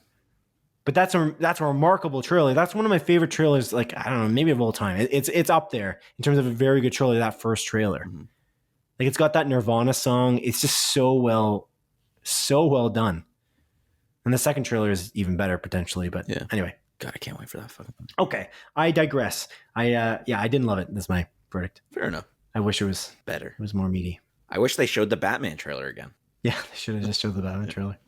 Would have made it good. It's weird if you look at this though too in contrast. So DC fandom they showed the Batman trailer. A week later, Disney's like, we're gonna move all our film slate away from the Batman. And then this is their Disney Plus day. What's going on with their shows and movies? Like their marketing. What about so Disney Plus day happens too. You think you'd also maybe have movies? Like could you have shown the rest of the Marvel? They didn't show any of the film slate, which is fine. Because that's not maybe what this is for. But I do kind of wonder a little bit. Like, you didn't show any trailer for any of the other movies coming out, or okay. I'm beating a dead horse. Let's move on. Number 2, as Publication Variety reports, Netflix's live-action TV series adaptation of the famous Japanese manga comic series One Piece has recently settled on 5 key members of its cast. One Piece follows a crew of sea pirates known as the Straw Hat Pirates, who are led by a man named Monkey D. Luffy, who seeks to be the king of the pirates by finding a fantastical treasure known as the One Piece. Who Killed Sarah actor Inaki Godoy has been cast as Luffy. Pacific Rim Uprising actor Makenyu has been cast as Roronoa Zoro. Fear Street actor Emily Rudd has been cast as Nami.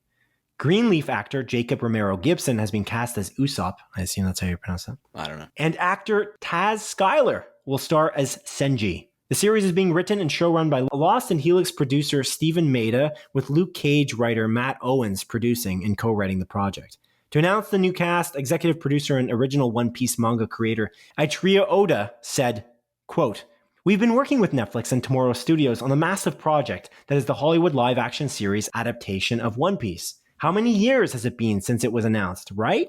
I know, but rest assured, we've been making steady progress all along. It's not easy when you're working with people from different cultures, but it's precisely that process that can yield something special.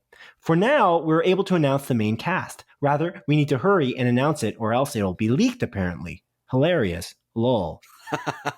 That's not Simon saying that. That's in the quote, just to be clear. He continued, "Their face, the size of their mouths and hands, their aura, the way they carry themselves, their voice, their acting skills, their height, the balance amongst the Straw Hat crew, etc. We decided on this cast after numerous discussions involving people around the world. These are the people who will be our Straw Hat Pirates. It'll take a bit more time to get this show done, but we'll continue to do our best to deliver a show that we're confident will be enjoyed by everyone around the world. Look forward to more updates in the future," unquote. If you noted that I really ended sentences with a beat, it's because there's mostly exclamation points on the end of every sentence. Just to be clear. But Adrian, I didn't know you had any connection with One Piece, and I'm curious about what that might be and why you're excited for this particular series. Well, I don't have a huge connection to One Piece. I've seen like a good chunk of episodes back in the day because it would play on like Friday nights on YTV during their anime nights. So like when I was watching like Naruto and Bleach and all that stuff. And yeah, I've seen like a decent chunk of it, honestly. But like in the grand scheme of things, the show, not even just the manga, but the show has been going on since 1999. And there is nearly 1,000 episodes of that show. It's 998 episodes, actually. Wow. Which is absolutely bonkers. One day we'll get there with our Split Focus of Film and TV podcast, you know? Maybe. That'd be cool. It's going to be 22 years from now, 21 years from now, arguably. Hmm. But yeah, it just seems very interesting. I really like how excited the creator of the manga is about the show. So it gives me a little bit more, what's the word I'm looking for? It makes me a little bit more intrigued that this might actually be pretty good. But again, like adapting that many episodes into live action is going to be impossible. So they're obviously going to have to make some creative choices to cut out a lot of the fluff, a lot of the, like just filler content. And I'm curious to see how they're going to do that in this show. Netflix is really just kind of going all in on these like live action anime adaptations, with Cowboy Bebop dropping in a week. And, like they did that Death Note live action movie, which I kind of liked. So I don't know. Like, I think this is really cool. I think this is going to be neat, and I'm definitely intrigued about this. Do you have, like, I know you're not an anime guy whatsoever, but like, do you have any attachment to One Piece? Have you seen any One Piece episodes? Do you even know what it's about? Other than absolutely zero. It's the first time I've ever heard of it in my life. Oh, really? When you picked this story, yeah. Oh. So put the story in there. I was like, okay, cool. Another Netflix live action TV series adaptation. Let's throw this into our listing. And then you chose it as one of the stories. And I was like, wow, okay. Yeah. In terms of what you were saying there about like cutting out the fluff, it's like, I don't know. It's less about cutting it out at that point. It's more about choosing it. Mm-hmm. I don't know. It's like a glass half full, half empty type response. But ultimately, like, I feel like they have so much great content potentially to choose from, and maybe not so great content, and they can choose exactly what they want to do. Kind of like Marvel Cinematic Universe, in that they've thousands of comics that exist, and they can choose the storylines that most appeal to them, and they might think that might most appeal to a live action audience. Mm-hmm. And that's kind of the beauty of both the MCU and the ability to sift through 900 episodes of a show. Nearly 1,000. Or manga. Yeah. The wildest part is, like, One Piece isn't even the longest running anime series. Like, there's shows that have even more episodes than that. So it kind of blows my mind. Like, how do you keep something like this going for this long? But yeah, I don't know. I'm curious about this. Like, I like what Netflix is doing, and I'm excited to check out that Cowboy Bebop live action series. I'm gonna try to binge all of the anime this week, because they did add it to Netflix recently. I believe in like the dub, because I ain't got time for reading, Simon. But unless it's Squid Game, in which case you should definitely watch that subbed. But yeah, I don't know. Like, to be fair, like Cowboy Bebop as well, it's known to have one of the best anime dubs of all time. So I feel like it's okay to watch that dubbed. But yeah, I don't know. I'm curious about this. It seems cool. And I love the excitement of the creator. It gives me a little bit more, it gets me a little bit more intrigued. Excellent. Sounds excellent. Number 3, according to publication deadline, MGM Studios is extremely likely to win the bidding war for a Jason Momoa, Dave Bautista starring buddy cop movie. The film seemed to be conceived by actor Dave Bautista on social media when he tweeted out, quote, "Just going to throw this out into the atmosphere and see what happens. Here we go. Me and Momoa in a Lethal Weapon type buddy action movie directed by David Leitch. Okay, there it is. Now we wait." Unquote. The script is set to be written by the Adam Project writer Jonathan Tropper, who previously worked with both Momoa and Bautista on the Apple TV Plus series C. There is currently no official word yet on a chosen director for the project. Adrian, Momoa and Bautista in a buddy cop movie. What are you thinking? Together again for the third time, because they're together in C and they're together in Dune, but they weren't really together in Dune, to be fair. Yeah. But I don't know. I think that's cool. I really like this. I just thought this was a neat story. I like the idea that he literally just put out a tweet and, now it's happening. I really hope they do get David Leitch as the director, or at least have him be a part of this, because for those who don't know, David Leitch is one of the directors of the first John Wick movie. And along with Chad Stahelski, if I recall correctly. I probably butchered that guy's last name. But I don't know if it's like anything like that, like in terms of the action scenes and stuff.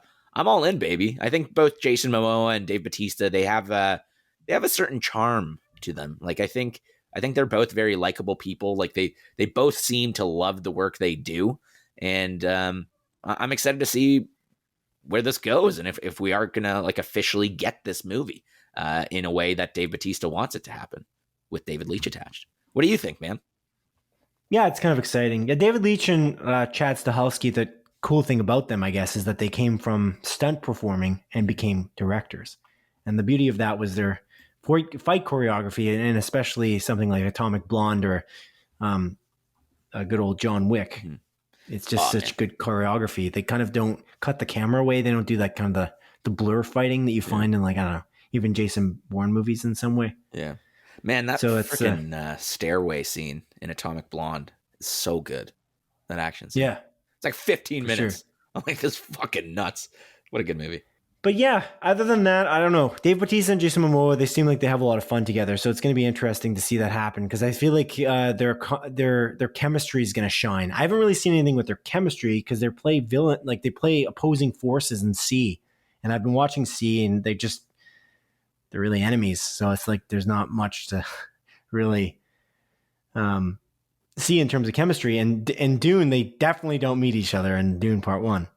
Mm-hmm. So that's just not something you have to look forward to. So I'm tremendously curious to see what this might be. And it's cool that he put it as a tweet and then it became a movie. I thought that was the coolest part about this entire story. I agree. Yeah. We'll see what happens. Cool. Alrighty, now onto the montage, a sequence of our show in which I briefly present the week's smaller news stories as Adrian delivers a brisk verdict. Number 1, according to publication The Hollywood Reporter, the upcoming Star Wars Rogue Squadron film has been delayed indefinitely by Disney due to scheduling conflicts with director Patty Jenkins. Oh, unfortunate. I'll be honest, I forgot this was even happening. Number 2. According to Deadline, Once Upon a Time in Hollywood actor Leonardo DiCaprio is in final negotiations to star as cult leader Jim Jones in an upcoming MGM-produced film project. Cool. I think this is this one's going to be interesting. I don't know if you know the story of Jim Jones, but it's a wild tale, Simon. I watched a documentary about it many years ago. The Kool-Aid Man. Yeah. Not the big, friendly Kool-Aid Man who runs through a wall. Is the Kool-Aid Man the Kool-Aid, or is he the jug? Oh, wow. Isn't that deep? But we don't have time to talk about that or think about it in the montage because we do this pretty rapid fire. So number 3, as Variety reports, Marvel's Eternals had the 4th best box office opening weekend of the pandemic era with $71 million in domestic earnings. Awesome. I'm excited to see where Eternals goes from here. I really like that movie. I like it more the more I think about it. Indeed. I think the jug is the Kool-Aid Man's body, and the soul of him is the liquid anyway. Number 4, as Variety reports, HBO's Alia Shawkat, Jeff Goldblum starring comedy series Search Party will end after season 5. Oh, I heard really good things about this show. I never watched it, but I think you might be right about the Kool-Aid Man thing. Number 5. As reported by Variety, Succession star Jeremy Strong has been cast in another round screenwriter Tobias Lindholm's upcoming 9/11-centered TV series The Best of Us. Oh, okay, cool. Another round. Really good movie. Number 6. As Deadline reports, actor-director Ben Stiller is set to direct and star in a movie adaptation of the 1960s British TV series The Champions, with Oscar winner Cate Blanchett also cast in a leading role. All right. I like those two. Number 7. As Variety reports, a prequel to the Predator movie called Prey will take place 300 years ago, will follow an indigenous lead character, and will premiere on Hulu in 2022. This seems like a really cool concept, like a really awesome idea, and I'm very intrigued about this. Number 8. As reported by Deadline, Stranger Things Season 4 will officially debut in the summer of 2022. Awesome. I feel like it's been like 18 years since we got Stranger Things Season 3. It feels so long ago. Number 9. As Variety reports, Ariana Grande and Cynthia Erivo have been cast in Crazy Rich Asians director John M. Chu's adaptation of the stage play Wicked. Okay. I don't really like Crazy Rich Asians all that much. Number 10. As followed by The Hollywood Reporter, Marvel's Sam Raimi directed Doctor Strange in the Multiverse of Madness film are said to be undergoing significant reshoots until the end of the year. Yeah, this is a weird one. I'm kind of disappointed about this. I'm very curious. Like, is this going to be another Spider-Man 3 situation? Can Sam Raimi not do what he wants? Are they meddling? What's going on here? And that concludes the montage. What's going on? Just to talk a moment about that Doctor Strange sequel here. So I put this at the end because I wanted to just make a brief comment. I thought I was going to inevitably make a brief comment about this because of what you were going to say, and I do have to make the comment. So I read the Hollywood Reporter article in full, and it seems as though people are blowing it out of proportion, that this is kind of a leaked situation, and it doesn't always leak every time, that they do significant reshoots, in quotations, significant reshoots on every movie in the Marvel Cinematic Universe because of how much goes into them. So not all of them have to do this, but a lot of the time that's a requirement just because of what they're dealing with, especially with the COVID pandemic, like the COVID-19 pandemic. So it seems to me like there was a couple insiders that were saying people were just blowing this out of proportion. Like this happens every time. Can you not worry about this? And then there was another insider who talked very vaguely and said, it seems like it's in trouble. And I was like, oh, that vague person sounds like someone who's not involved very directly. And the other person sounded, based on the language used, I would say like that English? The movie's not in trouble. I'm sorry? Like English? Like he used English? Was that an attempt at a joke? Because I can't tell. Yeah, it was. That's kind of awful. Yeah, I know. Okay. I'm sorry. Sometimes you just have to laugh. You just go along with it. Just go along with it. Let me have my moment. I don't laugh too much at stupid jokes because I feel like the audience will just think that we're both stupid. Both have a terrible sense of humor. How dare you? I was going to say stupid, but I didn't want to be mean to you. Well, you're the dumb one. We both know that. Am I right or am I right? I think it's more mean to call someone stupid than saying that they have a bad sense of humor. So I went with the latter. You know what? You're a bad friend for saying that. Oh. Yeah.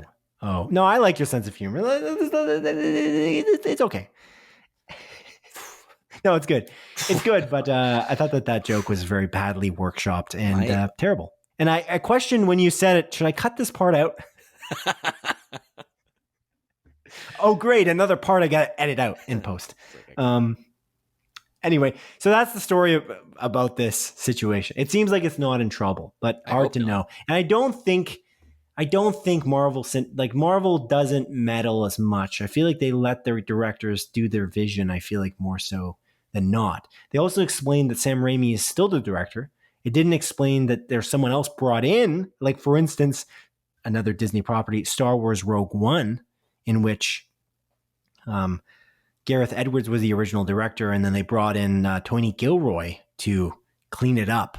Mm-hmm. With significant reshoots. And I think that was far more significant because they had brought in a third party to rewrite scripts and to direct the reshoots. Anyways, Adrian, I digress. I'm not too worried about this. I'm very excited for that movie, and I think it's going to be good. I think it's going to be good. What do you got for me, Adrian? What do you got for me? I got new releases for you, Simon. Okay. Yeah, this is for the week of... What are they? What are the new releases? What the fuck is that? Hello? This is Simon. What do you mean, what is that? You have the audacity to comment on my sense of humor, and then you do something like this? What? I'm not doing anything. I'm just talking. What's wrong with you? Oh, God, this makes me want to blow my fucking brains out. Anyway, these new releases are for the week of November the 15th to the 21st. How dare you? How dare you comment on my sense of humor and do that? Oh, God. It's so offensive. So offensive. Anyways, so the first movie coming out... Tuesday, November the 16th is the first movie that's coming out this week. And it's a movie... Is something wrong? Yeah. I'm upset. Come on, Adrian. Get through it. We got to keep going. Keep this show on the road here. You legitimately pissed me off. Like I'm in such an angry fit right now, Simon. I don't know if I can get through this, but I'm going to try. Don't have an angry fit. I'm having an angry fit. I'm throwing a temper tantrum right now. Anyways, Vandal is the first movie coming out. And this is confirmed and it's November the Tuesday, the 16th. And this is confirmed by Movie Insider on the Apple TV app. This is a video on demand coming of age story movie about a leader of a legendary graffiti crew. Okay. Isn't there a show called Vandal? Oh, American. No, that's different. There was a show, I thought, not American Vandal. There was a show that was like a comedy with that gentleman from College Humor. Is he from College Humor? Yeah. I don't think we're talking about the same thing, but I don't know for sure. It's the Netflix series, right? Like where it's like a mockumentary style, American Vandal. Was it American Vandal? Yeah.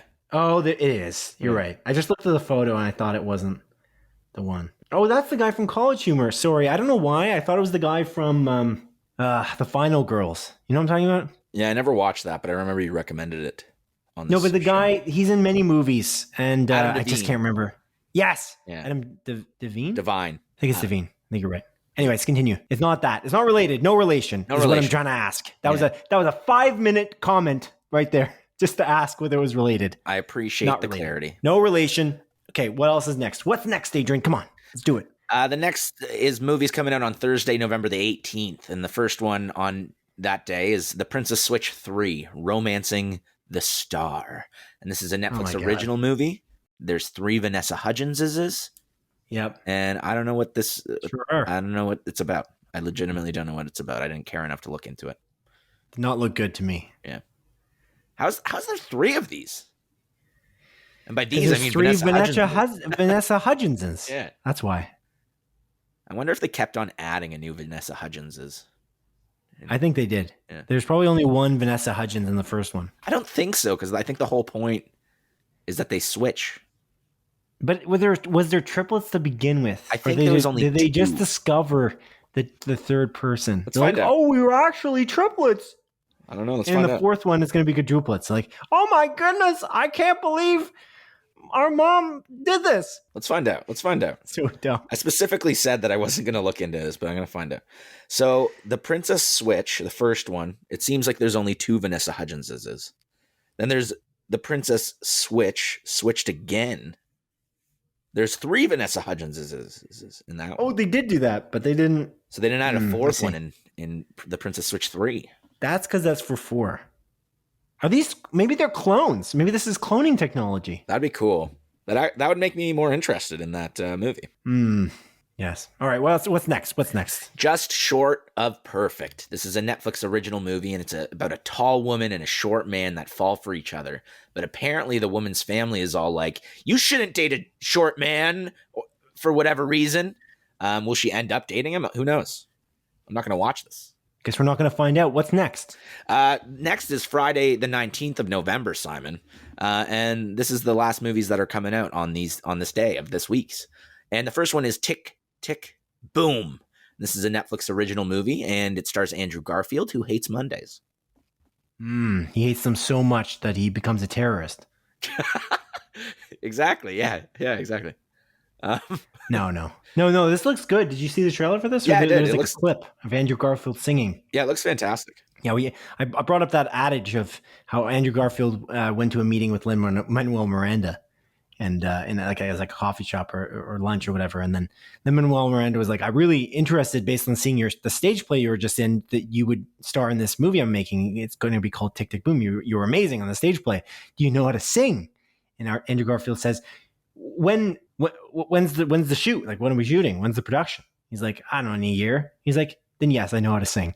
I just thought that was like great. That. I just like the degree of professionalism. Yeah. I feel like I'll do it. I'll become that. Yeah, it's cool. Yeah, I mean, I'll definitely watch this. I don't know if I'll watch it on the Friday, but I'll watch it. Oops, I just hit my little mug. But yeah, I'll watch it. The 4th Vanessa Hudgens is actually in this movie. That's where the 4th one was. There's a Vanessa Hudgens in Tick Tick Boom? Yeah. There's a Vanessa Hudgens in it? Yeah, just a single. The 4th one. Right, because the Princess Switch 3, Romancing the Star. So the 4th Vanessa Hudgens was in this one. Yeah, this whole time there's been this many Vanessa Hudgens. They're not actually using CG to reproduce her in the Princess Switch 3 and 2. Mm-hmm. That's how many Vanessa Hudgenses there are. Yeah, it's wild. Anyways. 4 of them. The Procession is up next. This is a Netflix original movie, and it's a documentary that's supposed to be very powerful. And it's about 6 men who were molested by priests in the Catholic Church, and each of them decide to make short films about their molestation. Oh, boy. Yeah.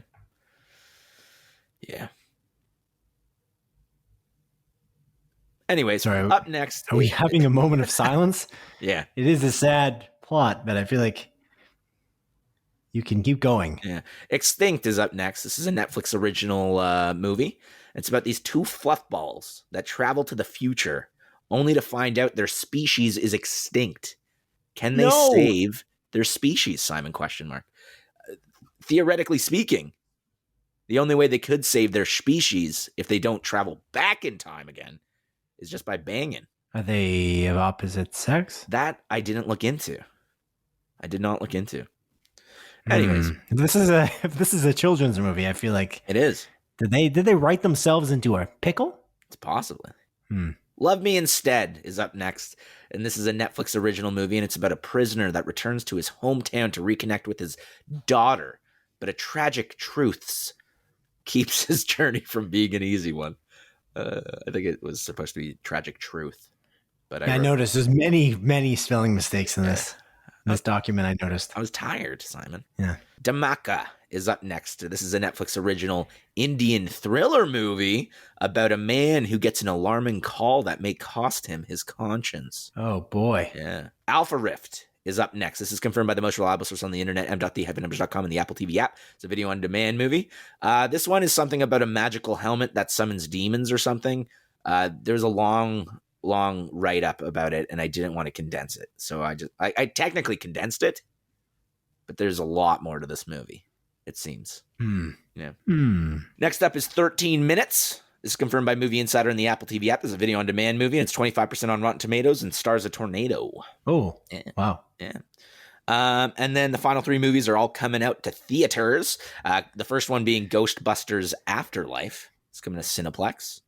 It's a sequel to the Ghostbusters movies that came out before I was born. Indeed. Did you watch the Ghostbusters movies that came out before you were born? No. Maybe. You haven't seen them? No. Okay. Maybe I'll watch them. Maybe I'll watch both of them this week. Do you have an attachment to Ghostbusters? Oddly, no, as well. I haven't seen the first one. No, sorry. I have seen the first one. I saw it as a kid, but I think I saw it when I was so young. I don't think I was paying any attention. And yeah, I don't know. I don't think so. I don't have any attachment, that's for sure. But I kind of have an instinct to watch this because it seems like, despite the fact that I haven't watched them, there's still something nostalgic about Ghostbusters for me, and I really do enjoy the work of Sexiest Man Alive, Paul Rudd. Mm-hmm. Yeah, you know? He's the sexiest man alive. Well, he was literally named the Sexiest Man Alive. You saw that, right? Oh, I'm aware. Okay, yeah. Just making sure. I'm not. I just didn't name that. Like, it's not the Simon magazine. I feel like it was the Simon magazine. No. It was People, I believe.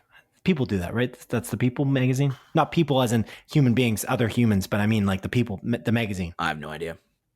About what? Who does it? Who names these people? The sexiest. I'm pretty sure it's People. It's People. Anyways. People. It's not like it's going to be dogs, Simon. I just specified that. Are you listening to me at all? Come on. King Richard is up next. This is a Cineplex movie. This is coming to Cineplex. This is confirmed by Cineplex. And it's a Will Smith movie. It's based on a true story. I don't know what the true story is, but I'm interested. Yeah, it's about the upbringing of Venus and Serena Williams. Oh, is it? Yeah, it looks awesome. Oh, honestly. Cool. It looks like it kind of strikes me as another like Pursuit of Happiness type Will Smith performance. Oh. And have you seen Pursuit of Happiness? No. Oh, okay. I love it. It's on my list. It's so sad, but it's such a great performance from Will Smith. It's fantastic. I just got to find a day where I'm in the mood to cry, you know? Yeah. I'll watch it. It's still uplifting though in some way too. So it's not like completely devastating. But it's still sad? Yeah. Okay. Yeah, it's still sad. Maybe I'll get around to it. Who knows? And finally, the last movie coming out this week is a movie called Come On, Come On. This is coming to theaters. And this looks fantastic. It stars Joaquin Phoenix. Looks really good. It's in black and white. There's a lot of black and white movies coming out these days. Even The French Dispatch was like half black and white, or I would say like... We didn't mention that. Yeah, that's an interesting use of black and white to color that Wes Anderson used in that movie. Yeah.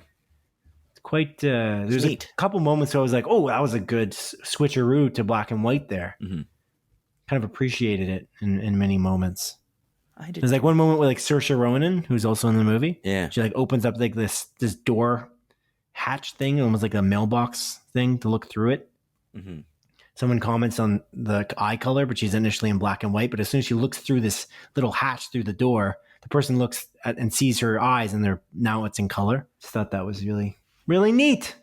Wes Anderson, he knows what's up, you know, in terms of style. Yeah, he does, man. He does know what's up. That's it. That's all for the movies, by the way. Cool. I also, I'd like to note briefly, actually, the Red Notice movie on Netflix is very badly reviewed. Oh, is it? It's like 43% on Rotten Tomatoes. It sucks because it's like you have such good star power. I feel like it's got to be the writing that was the issue. I don't know what else. I mean, it could have been other things, but it still seems fun. Like it could be a fun. It does, but it's like, why is it 43%? So is Free Guy.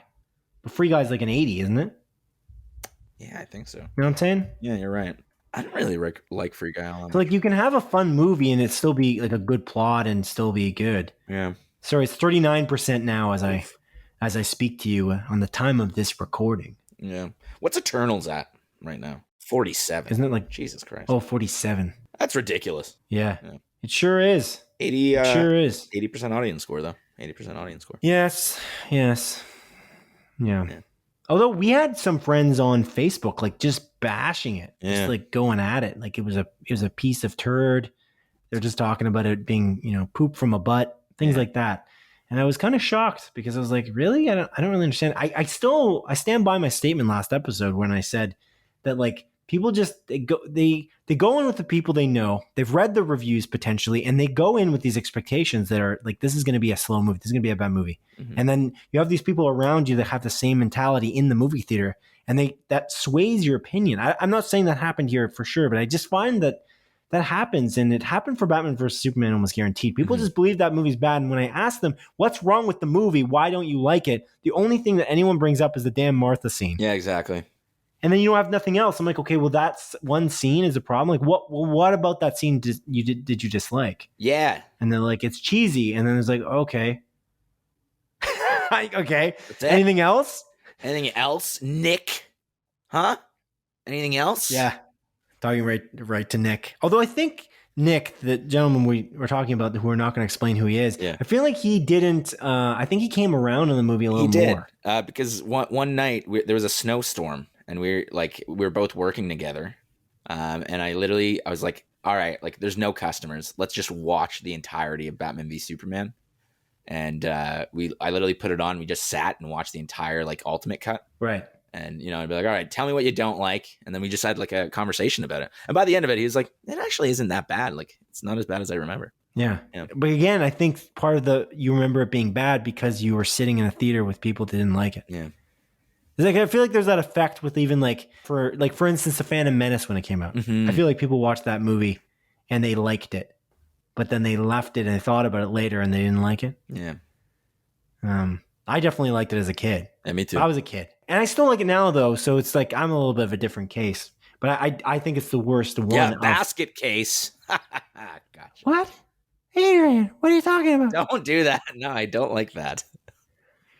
Yeah, I don't even know what that is. I have no idea what that's not an accent. That's not an imitation or a impersonation. I have no idea what I'm even doing. I don't know either. It's the worst thing. Not even an attempt. It wasn't even like I was trying to do like Winnie the Pooh. Like, Adrian, what's going on?